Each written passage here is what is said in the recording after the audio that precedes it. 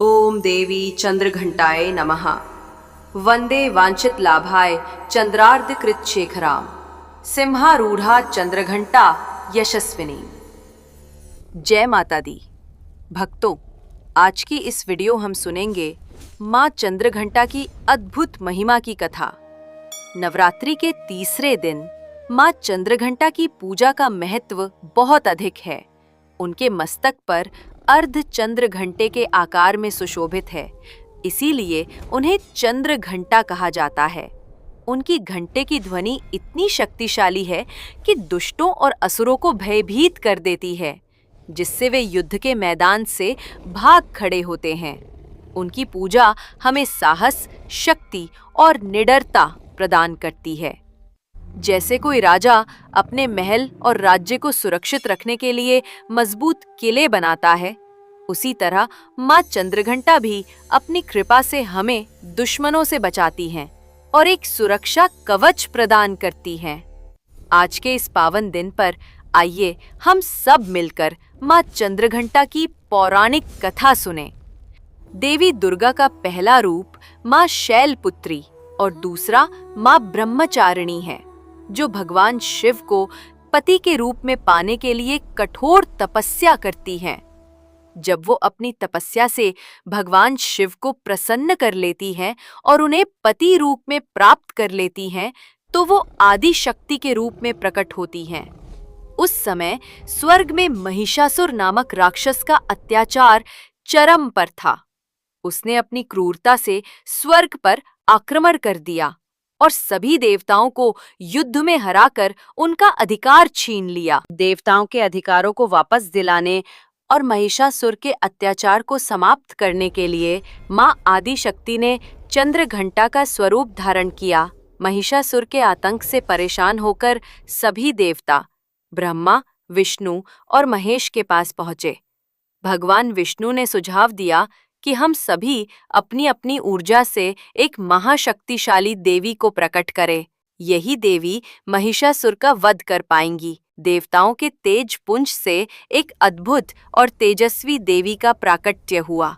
इस देवी को भगवान शिव ने अपना त्रिशूल, भगवान विष्णु ने अपना चक्र, देवराज इंद्र ने अपना घंटा और सूर्य देव ने अपनी तलवार और तेज प्रदान किया। इस प्रकार माँ आदि शक्ति अत्यंत प्रचंड रूप में माँ चंद्रघंटा के रूप में अवतरित हुई। माँ चंद्रघंटा की उत्पत्ति के बाद उन्होंने महिषासुर का वध करके देवताओं की रक्षा की। कहा जाता है कि जैसे ही देवी चंद्रघंटा ने अपने धनुष की टंकार की, उसकी ध्वनि पूरे आकाश में गूंज उठी। उसी समय उनके वाहन सिंह ने भी भयानक गर्जना की और माता ने अपने घंटे की ध्वनि से इस शोर को और भी बढ़ा दिया। धनुष की टंकार, सिंह की दहाड़ और घंटे की ध्वनि से दसों दिशाएं गूंज उठी। इस भयंकर ध्वनि और अपने प्रचंड प्रताप से देवी दुर्गा ने महिषासुर और उसकी विशाल सेना का संहार किया और देवताओं को विजय दिलाई। माँ दुर्गा का तीसरा स्वरूप माँ चंद्रघंटा संपूर्ण जगत की पीड़ा का नाश करने वाली और भक्तों को इच्छित फल देने वाली माता है। इनका स्वरूप अत्यंत शांत और कल्याणकारी माना जाता है। उनके मस्तक पर घंटे के आकार का अर्ध चंद्र होने के कारण ही उन्हें चंद्रघंटा कहा जाता है। उनका शरीर सोने के समान चमकीला है और उनके 10 हाथ हैं। उनके इन हाथों में खड्ग, बाण और अन्य कई शस्त्र सुशोभित हैं।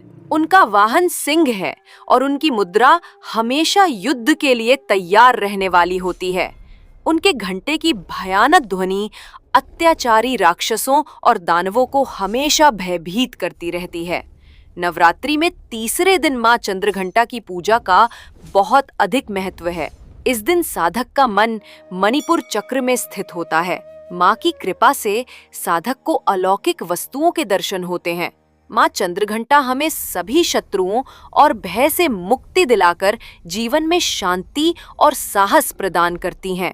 जब कोई साधक माँ चंद्रघंटा की साधना में तल्लीन होता है, तो उसके चारों ओर एक अद्भुत वातावरण प्रकट होने लगता है।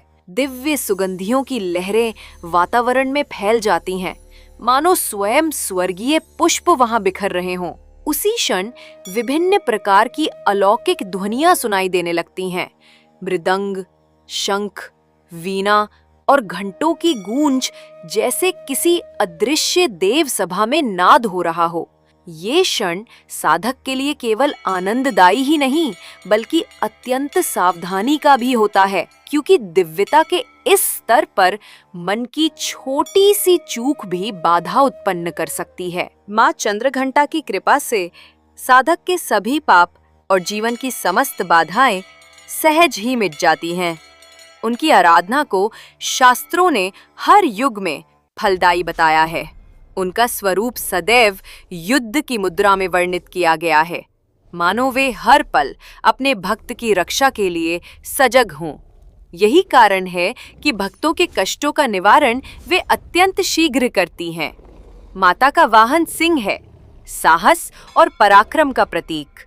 इसलिए जो भी साधक उनकी आराधना करता है, वो स्वयं सिंह के समान निर्भीक और पराक्रमी बन जाता है। उनके गले में बंधी घंटी की ध्वनि प्रेत बाधा, दुष्ट आत्माओं और अदृश्य संकटों से सदैव रक्षा करती है। जब कोई साधक श्रद्धा से उनका ध्यान करता है, तो स्वतः ही उस घंटे की ध्वनि आकाश में गूंज उठती है और भक्त के चारों ओर एक दिव्य कवच का निर्माण हो जाता है। यद्यपि वे सदैव दुष्टों के दमन और विनाश में तत्पर रहती हैं, लेकिन अपने भक्तों के लिए उनका स्वरूप सौम्यता और करुणा से परिपूर्ण है।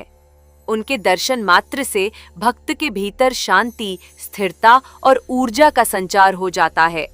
माँ चंद्रघंटा की साधना का एक विशेष वरदान ये है कि साधक में वीरता और निर्भयता तो आती ही है, साथ ही उसमें विनम्रता, शांति और सौम्यता का विकास भी होता है। उसके चेहरे पर एक दिव्य आभा झलकने लगती है। उसकी वाणी में मधुरता और अलौकिक आकर्षण का संचार हो जाता है। ऐसे साधक जहाँ भी जाते हैं, लोग उन्हें देखकर आत्मिक शांति और सुख का अनुभव करते हैं।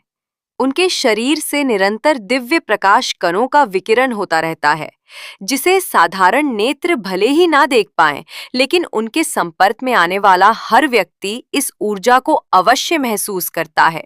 इसीलिए शास्त्रों में कहा गया है कि मनुष्य को चाहिए कि वो अपने मन, वचन, कर्म और शरीर को शुद्ध बनाकर माँ चंद्रघंटा की शरण में जाए।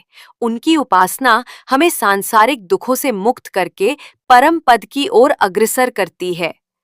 उनका ध्यान केवल इहलोक ही नहीं, बल्कि परलोक के लिए भी परम कल्याणकारी है।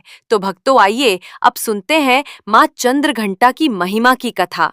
माँ किस प्रकार से अपने भक्तों पर कृपा बरसती हैं। बहुत समय पहले एक राज्य में एक छोटा सा गांव था। वहां एक मेहनती और सच्चा किसान आनंद रहता था। वह हर दिन सूरज उगने से पहले उठकर खेतों में जुट जाता और अपनी फसलों की देखभाल में लगन से काम करता।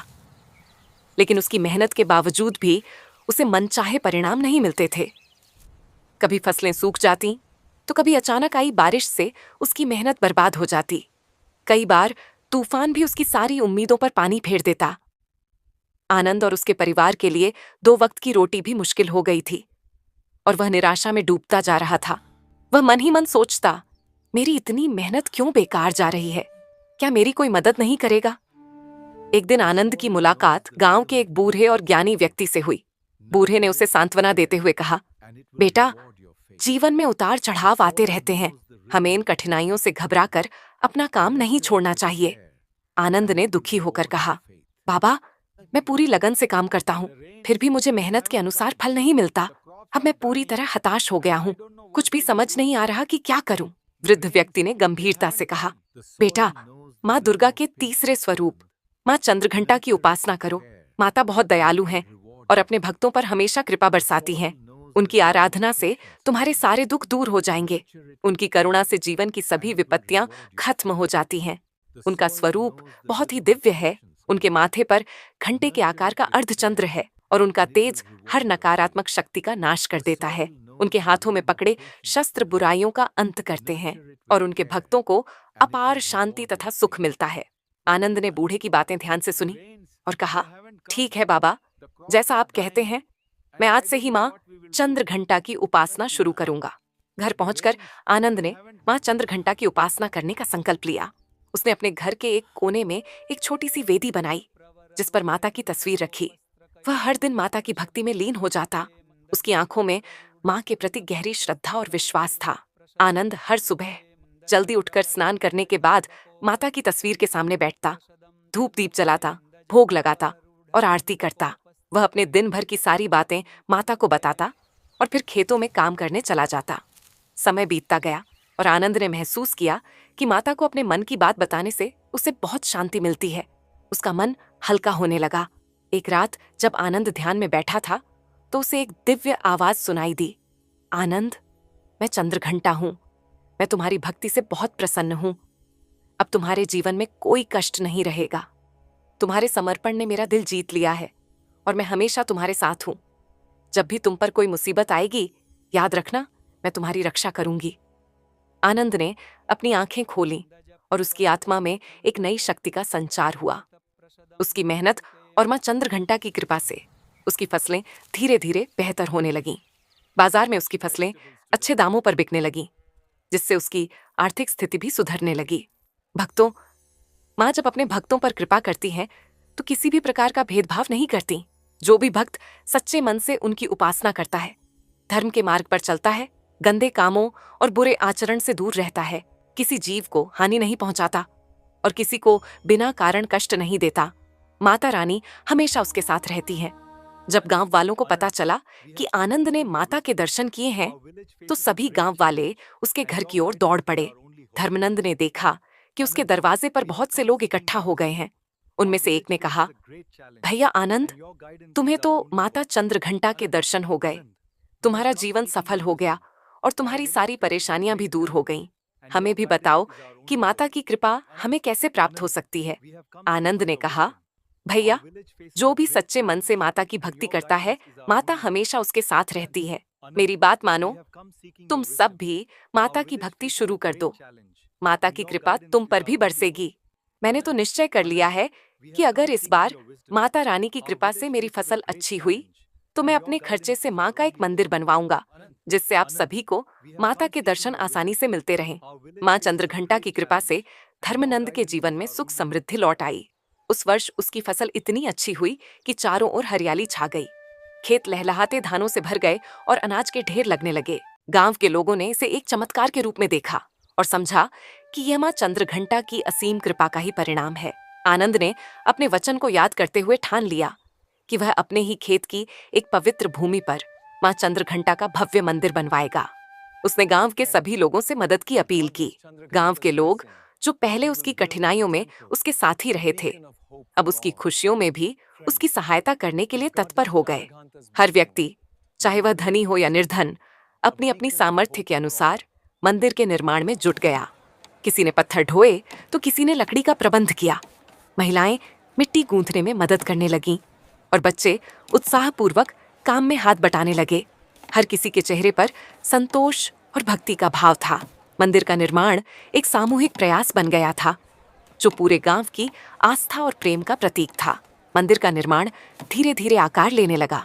आनंद के खेत की उस जगह पर, जहां पहले कड़ी मेहनत के बावजूद फसलें नहीं उगती थीं, अब एक विशाल और सुंदर मंदिर खड़ा हो रहा था। मंदिर के निर्माण के साथ साथ धर्मनंद के दिल में भी एक नई आशा और ऊर्जा का संचार हो रहा था। गांव के बड़े बुजुर्गों ने इसे मां चंद्रघंटा की दिव्य योजना बताया और कहा, यह भूमि पहले से ही पवित्र थी, पर अब इस पर मां का वास होगा। मंदिर बनकर तैयार हुआ तो आनंद ने मां चंद्रघंटा की प्रतिमा लाने का प्रबंध किया। वह और कुछ गांव वाले पास के बड़े नगर में गए, जहां प्रसिद्ध शिल्पकारों ने मां की एक दिव्य प्रतिमा बनाई थी। प्रतिमा इतनी सुंदर थी कि उसकी तेजस्विता देखते ही बनती थी। मां चंद्रघंटा के माथे पर चमकता अर्धचंद्र, उनकी सवारी शेर और उनके शस्त्रों से बुराइयों का संहार करता उनका स्वरूप सबको मंत्रमुग्ध कर गया। प्रतिमा के आगमन पर पूरे गांव में उत्सव का माहौल बन गया। एक विशाल समारोह का आयोजन किया गया। दूर दूर से लोग इस आयोजन में शामिल होने आए। मंदिर के प्रांगण को फूलों की मालाओं और रंग बिरंगी झंडियों से सजाया गया था। ढोल नगाड़ों की गूंज और भक्तों के जयकारों से समूचा वातावरण गूंज उठा। आनंद और गांव के बुजुर्गों ने मिलकर प्रतिमा को श्रद्धा और भक्ति से स्थापित किया। पंडितों ने वेदों के मंत्रोच्चारण के साथ माता का आह्वान किया। और जैसे ही प्रतिमा स्थापित हुई, ऐसा प्रतीत हुआ मानो पूरे गांव पर मां की दिव्य छाया मंडराने लगी हो। सभी गांव वाले इस उत्सव में बढ़ चढ़कर हिस्सा ले रहे थे। बच्चों के चेहरों पर अनूठी उत्सुकता थी, महिलाएं भक्तिभाव में डूबी हुई थीं और पुरुषों के चेहरों पर संतोष और गर्व की झलक साफ दिखाई दे रही थी। पूरा गांव मानो एक बड़ा परिवार बन गया था, जहां हर कोई मां चंद्रघंटा की कृपा का भागीदार था। मंदिर की स्थापना के बाद धर्मनंद और गांव के लोग रोज वहां आकर मां की पूजा करने लगे। कहा जाता है कि जब भी कोई व्यक्ति किसी संकट में होता तो वह इस मंदिर में आकर मां से प्रार्थना करता और उसकी समस्या दूर हो जाती। आनंद द्वारा बनवाया गया मंदिर केवल पत्थरों और ईंटों से निर्मित नहीं था, बल्कि उसमें पूरे गांव के समर्पण और श्रद्धा का समावेश था। इस मंदिर ने धर्मनंद के जीवन को एक नई दिशा दी और पूरे गांव को आस्था और प्रेम के बंधन में बांध दिया। तो भक्तों, जो कोई भी सच्चे मन से मां चंद्रघंटा की इस पावन कथा को सुनता है, उसके जीवन से सभी विपत्तियां दूर हो जाती हैं। मां की कृपा से उसे अपार शांति, समृद्धि और आत्मिक बल की प्राप्ति होती है। मां चंद्रघंटा के आशीर्वाद से जीवन की हर कठिनाई को पार किया जा सकता है। इस कथा का श्रवण मात्र ही मनुष्य के जीवन में सकारात्मक बदलाव लाता है। अगर आपको ये कथा पसंद आई हो तो वीडियो को लाइक करें, चैनल को सब्सक्राइब करें और माता चंद्रघंटा का स्मरण करें। उनकी पूजा और मंत्र जप से अपने जीवन में शांति, साहस और समृद्धि लाए। इस पावन नवरात्रि पर माता की आराधना अवश्य करें और अपने अंदर के नकारात्मक विचारों का नाश करें। जय माता दी।